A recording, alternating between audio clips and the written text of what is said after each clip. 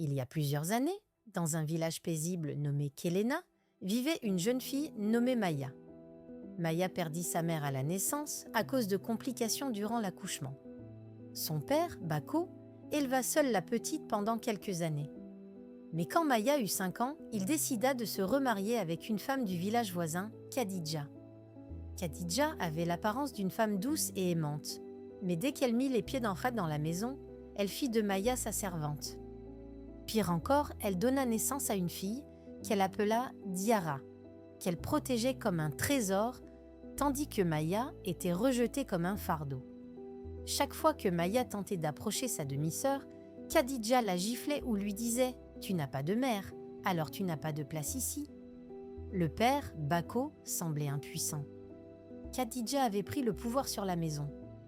Les années passèrent et Maya devint une jeune fille belle et humble, tandis que Diara était gâtée, arrogante et paresseuse.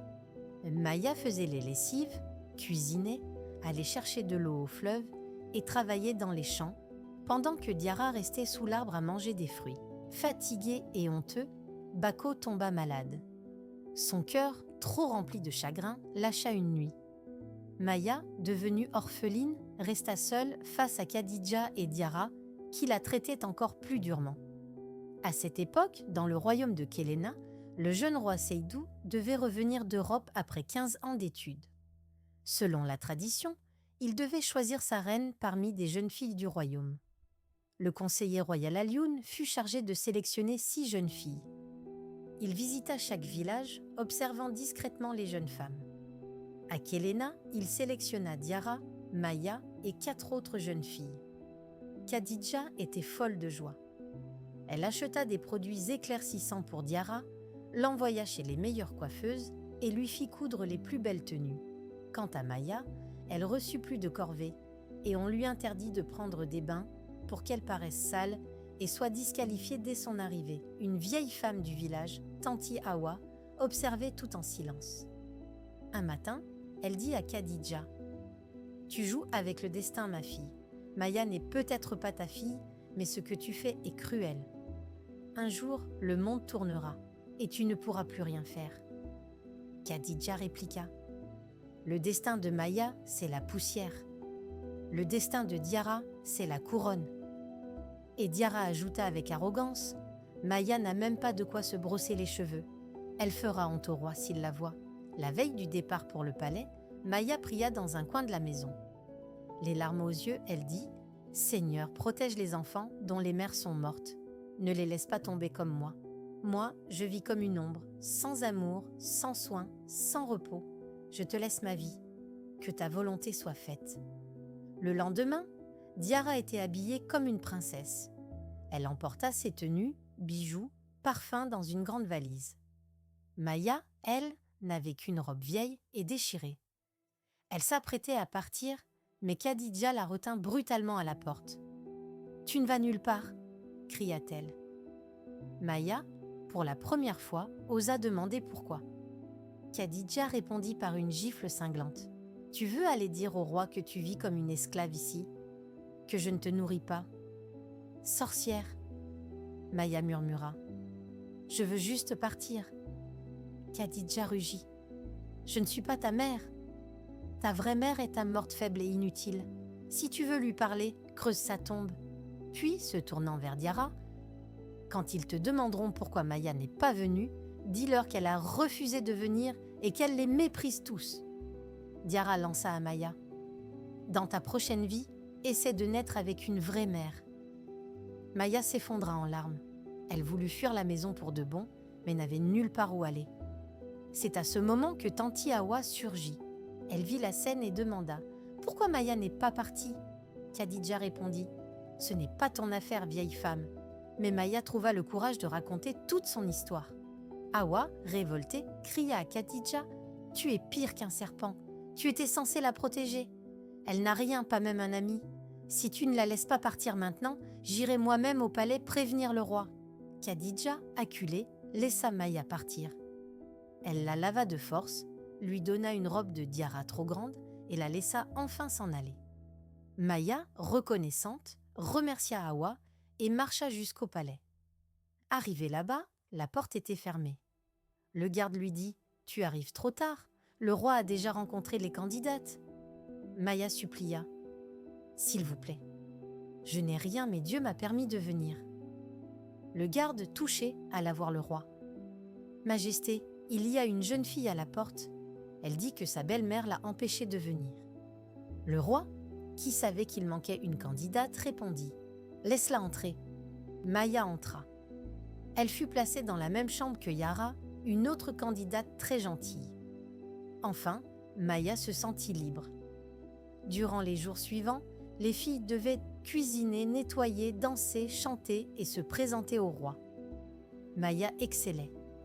Elle n'était pas la plus belle, mais elle était humble, serviable et respectueuse. Diarra, elle, passait son temps à se plaindre, refusant de faire quoi que ce soit. Un jour, jalouse du succès de Maïa, elle versa de l'huile dans sa chaussure pour la faire tomber. Maïa faillit se blesser, mais n'accusa personne. Le roi avait secrètement fait installer des caméras dans le palais pour observer les candidates. Il vit tout. La cruauté de Diarra, la bonté de Maïa, la jalousie, les humiliations. À la fin des 2 semaines, il convoqua toutes les jeunes filles. Il dit « J'ai tout vu, entendu, ressenti. Il est temps de choisir celle qui sera reine.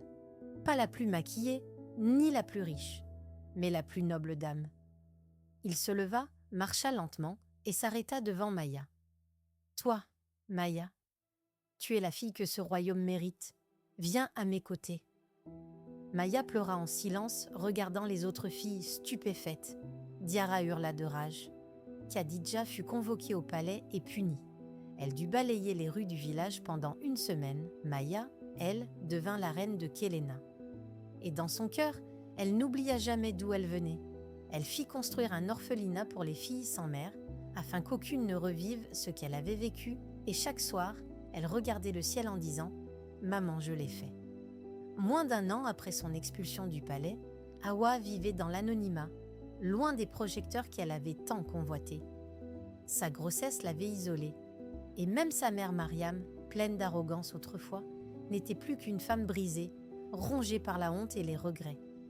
Leur plan diabolique s'était retourné contre elle. Pendant ce temps, la vie au palais avait changé. Amaka, désormais reine d'Ophia, rayonnait. Elle était respectée pour sa sagesse, son humilité et son cœur pur. Elle ne se comportait jamais en tyran et faisait toujours preuve de compassion, même envers ses ennemis. Elle avait d'ailleurs convaincu le roi de créer un programme de réhabilitation pour les jeunes filles expulsées, espérant secrètement qu'un jour, Hawa changerait aussi, mais la douleur d'Hawa devint rage. En voyant Amaka apparaître régulièrement dans les cérémonies royales, honorée et applaudie, elle sentit la jalousie la consumer. Elle prit une décision, revenir à Ophia pour réclamer ce qu'elle pensait être son dû. Elle arriva au palais, un enfant dans les bras, exigeant audience. Le roi, clément mais ferme, la laissa parler. Hawa cria à l'injustice, déclara que son enfant était le fruit de l'amour royal et qu'il méritait une place au palais. Mais le roi sourit calmement, puis appela un garde. Le garde apporta un document. Une lettre de l'homme que Mariam avait payé pour jouer le rôle de prince auprès d'Hawa. Il y avouait tout, son rôle, son salaire, ses regrets. Il avait disparu depuis, effrayé par le poids de ses mensonges. Le roi dit « Ce que vous avez fait, vous et votre mère, est un affront à la dignité de ce royaume. Mais la vraie justice, Hawa, c'est ce que vous vivez aujourd'hui. Vous avez trompé, menti, manipulé et perdu. » Hawa baissa les yeux, défaite, humiliée. Mais Amaka, présente à l'audience, s'avança. Elle regarda l'enfant, puis Hawa. Et contre toute attente, elle dit « Cet enfant n'a rien demandé. Il mérite une vie digne. Et toi, Hawa, si tu choisis vraiment de changer, tu auras une place ici. Pas en tant que reine, mais en tant que mère. Tu pourras travailler ici, te reconstruire si tu acceptes de commencer depuis le bas. » L'assemblée entière resta bouche bée. Une reine aussi généreuse? Le roi, ému, approuva cette décision. Hawa éclata en sanglots. Ce jour-là, elle comprit que la vraie royauté ne résidait pas dans les titres ou les charmes, mais dans la grandeur du cœur. Plusieurs années passèrent. Le royaume d'Ophia prospérait. Amaka et le prince Ekeni eurent 2 enfants et instaurèrent un règne de paix. Awa travailla au palais, discrète, sérieuse. Elle éleva son fils avec courage et dignité et peu à peu regagna le respect de tous. Mariam, elle, disparut de la scène publique. On raconte qu'elle vit seule, quelque part au nord du royaume, méditant sur ses erreurs. Et ainsi, le conte d'Amaka, l'orpheline devenue reine, devint une légende racontée dans toutes les écoles, tous les foyers. Un rappel que la patience, l'humilité et la bonté triomphent toujours, même face aux pires manipulations. Si cette histoire vous a touché, abonnez-vous à la chaîne pour ne pas manquer la prochaine. Laissez un commentaire pour me dire ce que vous auriez fait à la place d'Amaka. Auriez-vous pardonné Awa? Et dites-moi de quel pays ou région vous suivez cette histoire, ça me fait toujours chaud au cœur de vous lire.